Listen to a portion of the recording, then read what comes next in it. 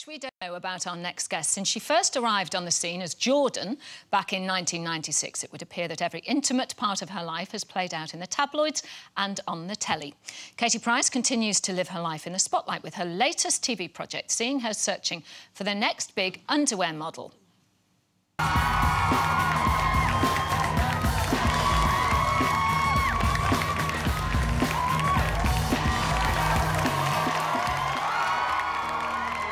I like what I see. You're certainly a fit boy. Thanks, Katie. I'm loving your confidence. How tall are you? 6'3". Yeah, you look massive. In height. 3 yeses. You're going to boot camp. I'm going to say yes. It's 100% yes from me. See you. 3 yeses, see you in boot camp. Thank you. We will see you in boot camp. It's a yes from me. Thank you so much. Please welcome Katie Price.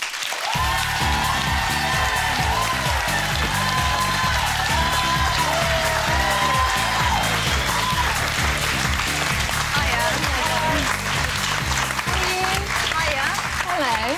You've got boot camp, you've got everything in there, haven't you? Signed by Katie Price. This is the new series. Wait, I said that you were looking for the next big underwear model. What exactly are you looking for in this show? No, to make someone into a new brand. So we auditioned up and down the country for men and for women.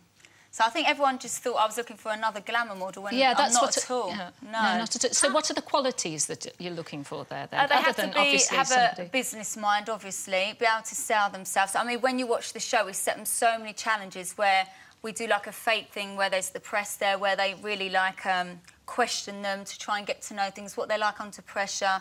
I gave them a product and they had to come up with a name, a concept, the market they'd be selling it to, you know, just all things like that, just to see how brainy they are.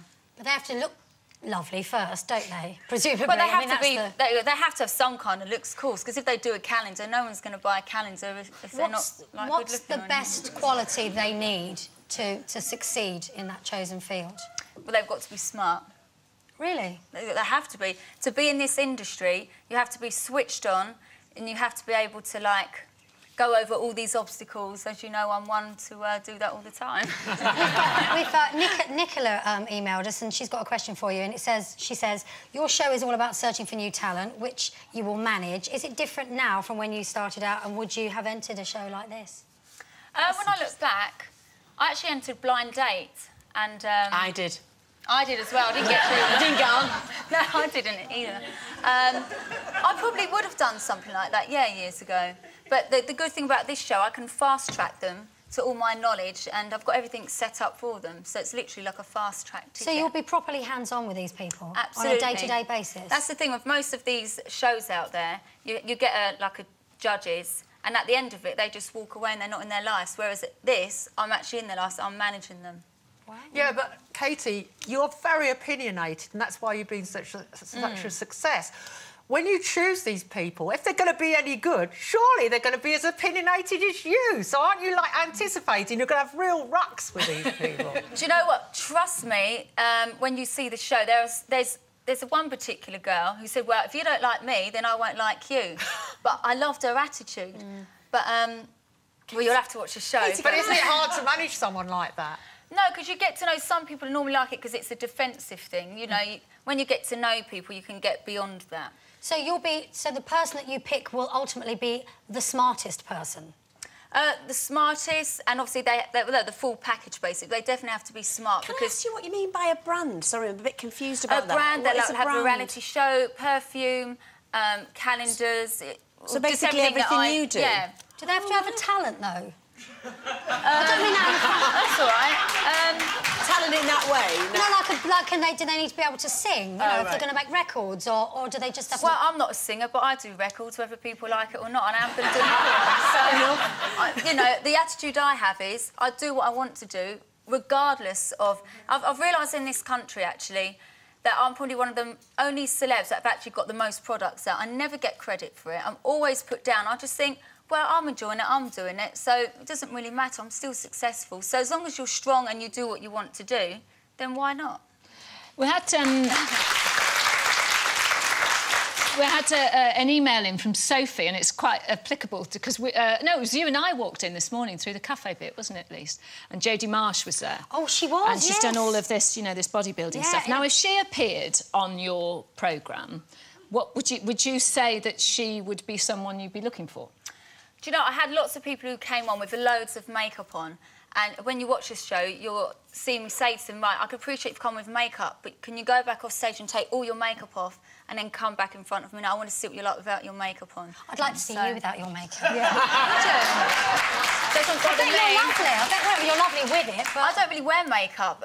It's only obviously if I'm working, but on my reality shows and stuff, I never really wear makeup. Oh, right, so we do get to see you sort of in the morning and... I think everyone's seen me in every way, shape, size. I've got a question from Lindsay who says, please ask Katie how she feels about people copying her look. I mean, do you find it flattering or irritating? Flattering, yeah, absolutely. Well, don't you turn around, Katie, and say to her, why don't you get your own look together? Well, I don't really know what look I have myself. I'm quite a chav, a rich chav is what I am. Oh, you said it! There you go. I've got a question from Emma here. Now, this is very nosy and it's not from me. And it says, can you ask Katie if she's really split from Leandro? And I'm so sorry, I don't even know who that is. Oh, that's I feel rude. We actually split long time ago than what people realise. Right. But we're still really good friends. And, yeah, it's Was cool. it just to do with the business and it was hard to see each other? I'm not really going to go into detail, but enough. it's all cool and... Obviously, you have to ask the question. We're talking about cultural backgrounds being different. Maybe that was it. Maybe culturally you were different. Oh, anyway, we got on, but it didn't work out. It's one of them things. And that's another thing.